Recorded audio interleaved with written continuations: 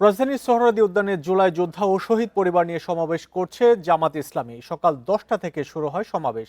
জামাতের আমির ও বিরোধী দলীয় নেতা ডাক্তার শফিকুর রহমান প্রধান অতিথি হিসেবে বক্তব্য রাখবেন। এর আগে ভোর থেকে দেশের বিভিন্ন প্রান্ত থেকে জড়ো হতে থাকেন জামাত সহ 11 দলের নেতাকর্মীরা।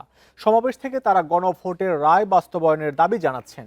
একই সঙ্গে সমাবেশে আইনশৃঙ্খলা পরিস্থিতির উন্নয়ন, বিশ্ববিদ্যালয়ের সন্ত্রাস ও দখলদারিত্ব বন্ধ এবং সাম্প্রতিক সহিংস ঘটনায় জড়িতদের গ্রেপ্তার ও বিচার নিশ্চিতের দাবি তুলে ধরা হচ্ছে।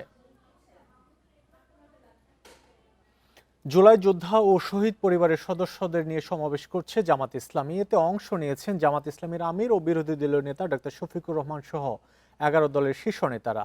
আমরা সরাসরি চলেছি সেখানে। আলোচনা হয়েছিল, সব অধ্যাদেশ পার্লামেন্টে আসবে, আলোচনা হবে।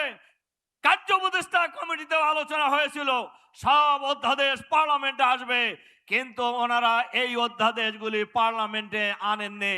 শুধু সংখ্যাগরিষ্ঠতার জোরে নয়, গায়ের জোরে এগুলিকে বাতিল করে দিয়েছে। আমরা পরিষ্কার ভাবে বলতে চাই, বাংলাদেশের জনগণ এই কোন ফ্যাসিবাদকে অতীতে মেনে নেয় নাই। রক্ত দিয়ে, জীবন দিয়ে, চোখ দিয়ে ফ্যাসিবাদী সরকারকে বিদায় করেছে। যাদের মধ্যেই ফ্যাসিবাদের কুশাসন লুকায়িত আছে, মনের মধ্যে ষড়যন্ত্র লুকায়িত আছে, আমরা তাদেরকে পরিষ্কার ভাবে বলতে চাই, ফ্যাসিবাদী সরকারের একটা জায়গা ছিল। আপনারা কোথায় যাবেন? আপনারা কোথায় যাবেন? অপেক্ষা করুন। আজকে শহীদ পরিবারের সদস্যবৃন্দ, আহতরা, জাহত যোদ্ধারা আজকে সোহরাওয়ার্দী উদ্যানে ঐক্যবদ্ধ হয়েছে।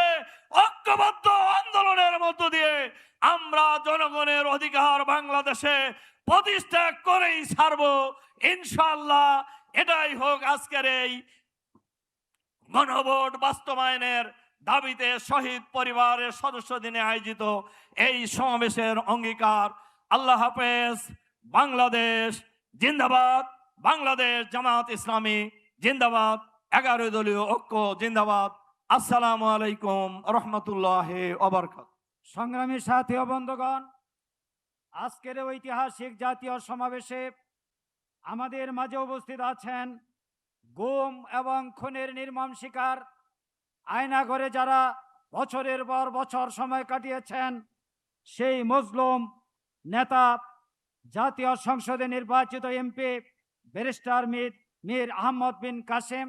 আরও উপস্থিত আছেন লেফটেন্যান্ট কর্নেল হাসিনুর রহমান। উপস্থিত আছেন জুলাই যোদ্ধা, যারা রাজপথে সংগ্রাম করে রক্ত দিয়ে, নেতৃত্ব দিয়ে স্বৈরাচারের কবল থেকে বাংলাদেশকে উদ্ধার করেছেন। বাংলাদেশ ইসলামী ছাত্র শিবিরের সাবেক কেন্দ্রীয় সোহরাওয়ার্দী উদ্যানে জামাত সহ 11 দলীয় জোটের সমাবেশ চলছে। আমরা এতক্ষণ ছিলাম সেখানে।